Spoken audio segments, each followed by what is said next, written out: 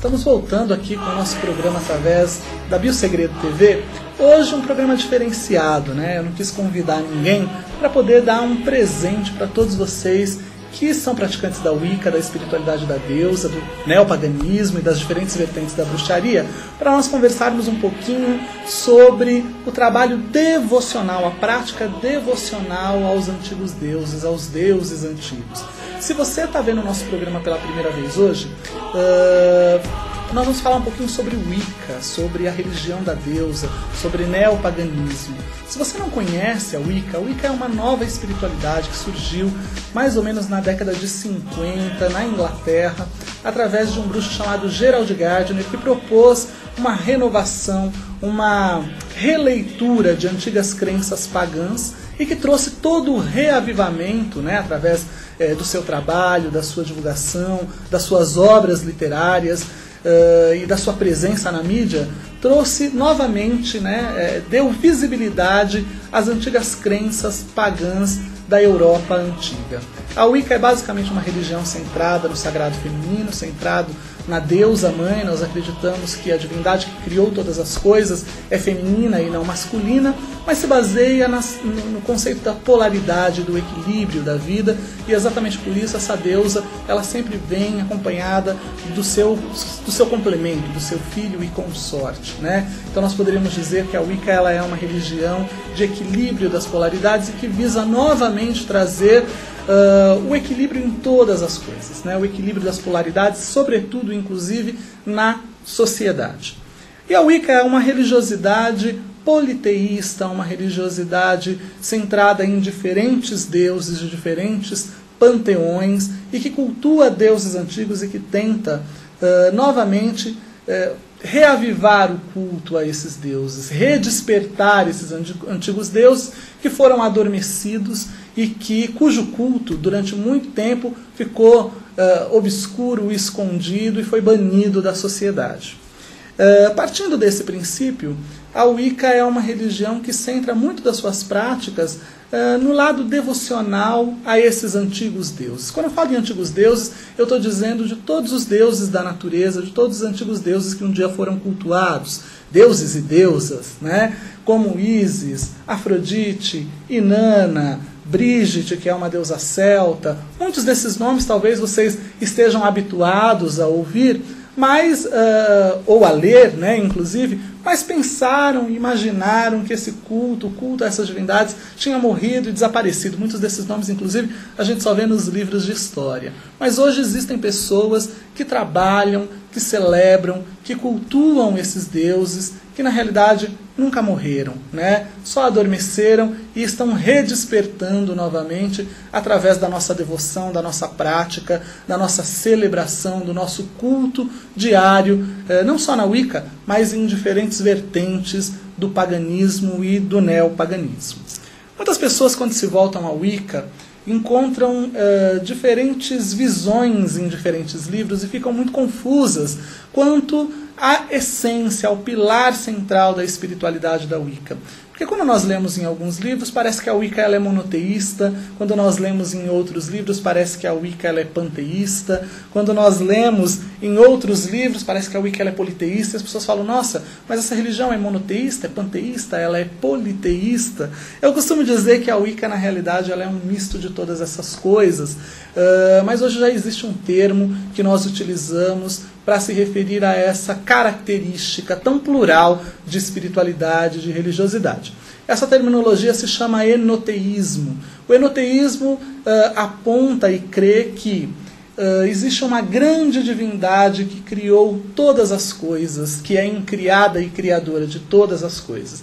E que todos os outros deuses, de todas as tradições, de todas as culturas, né, de todas as expressões espirituais, na realidade seriam manifestações plurais desta grande divindade, incriada e criadora. Então, eu sempre costumo dizer para as pessoas que para a gente tentar entender, né, o que é o enoteísmo, e a Wicca ela é uma religião enoteísta, a gente deve pensar na divindade criadora como um grande corpo humano, né? Se a gente olhar o nosso corpo, por exemplo, tem os meus olhos, eu tenho a minha boca, eu tenho o meu nariz, eu tenho órgãos internos, como fígado, rim, muito específicos, E cada um deles tem uma função específica, uma função especial, pode ser analisado individualmente e tem uma maneira de operar individual, mas todos eles fazem parte do grande corpo humano, né? Todos eles, quando eu falo no corpo humano, ou no corpo, eu já logo suponho que ele é formado de todas essas diferentes partes, né? O enoteísmo, se a gente fosse fazer uma tradução, é mais ou menos isso.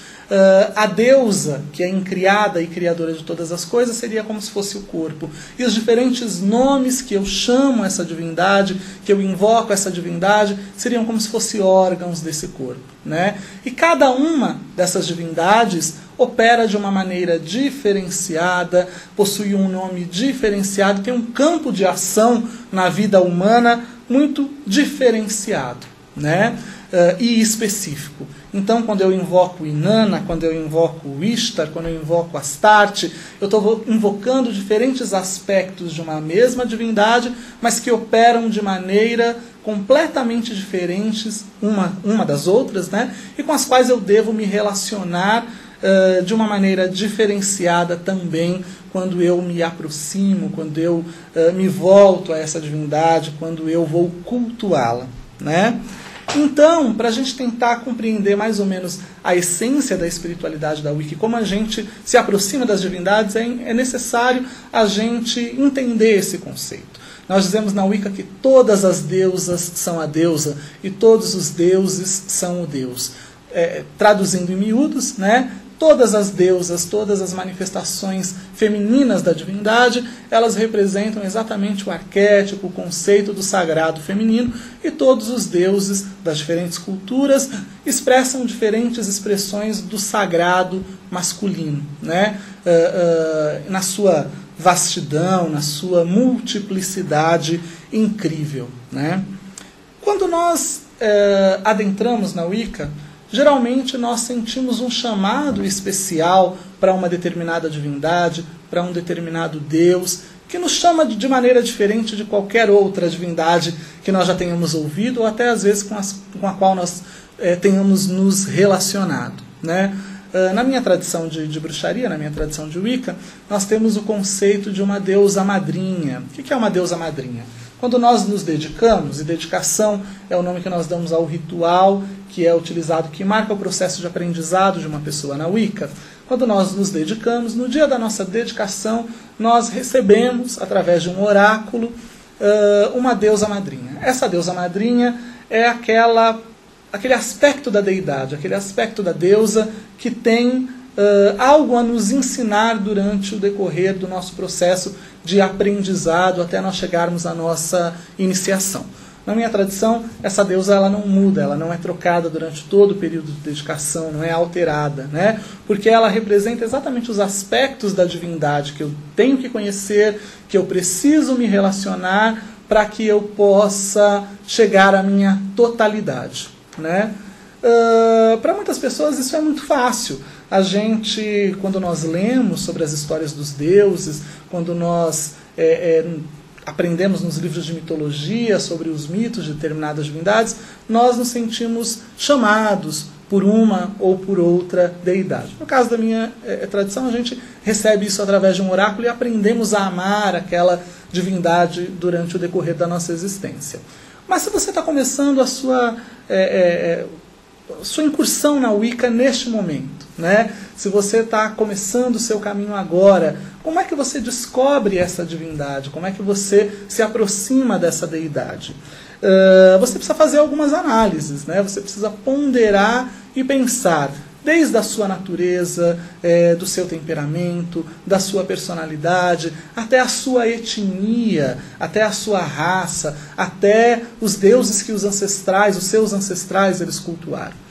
Tudo isso exerce uma influência importantíssima no processo de descoberta dessa divindade ou da adoção dessa divindade. Porque duas coisas podem acontecer.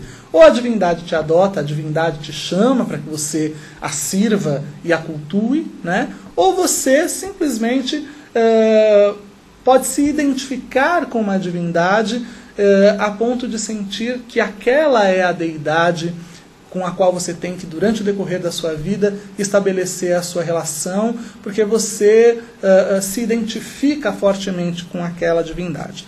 Na Wicca nós temos conceitos diferenciados de relação com as divindades, porque nós temos aquilo que nós chamamos de deuses pessoais, né? O que seriam os deuses pessoais? São os deuses que nós cultuamos durante o decorrer da nossa vida e que nós chamamos, como eu estava falando, da nossa deusa madrinha, ou de um deus padrinho, de uma divindade que você sente uma forte relação.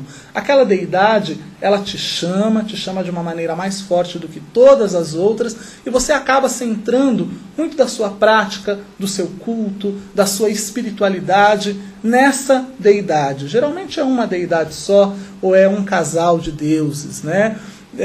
Mas eles te chamam mais do que todos os outros deuses. Esses seriam os deuses pessoais, seriam os deuses dos quais nós nos tornamos os nossos sacerdotes durante o decorrer de toda a nossa vida, do início da nossa experiência na Wicca, do nosso começo do nosso aprendizado até o final da nossa história dentro dessa religião.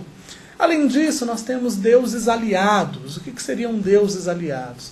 Os deuses aliados, eles são aqueles deuses que se aproximam de nós para nos auxiliar a cumprir uma determinada tarefa.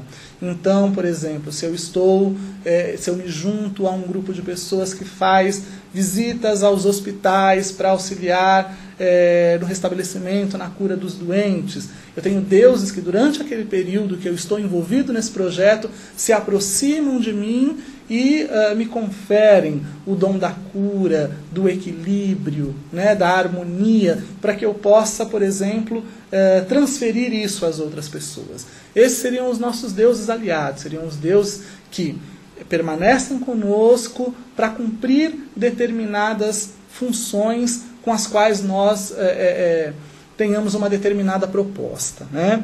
Além disso, nós temos deuses temporários. Os deuses temporários são aqueles deuses que se aproximam da nossa vida para nos ensinar uma determinada coisa, nos ensinar uma determinada lição que nós devemos aprender. Quando nós aprendemos aquela lição, eles simplesmente saem da nossa vida, não totalmente, porque os deuses nunca nos abandonam, mas eles dão espaço para que outras deidades se aproximam e possam nos ensinar outras coisas, possam nos dar outro tipo de aprendizado.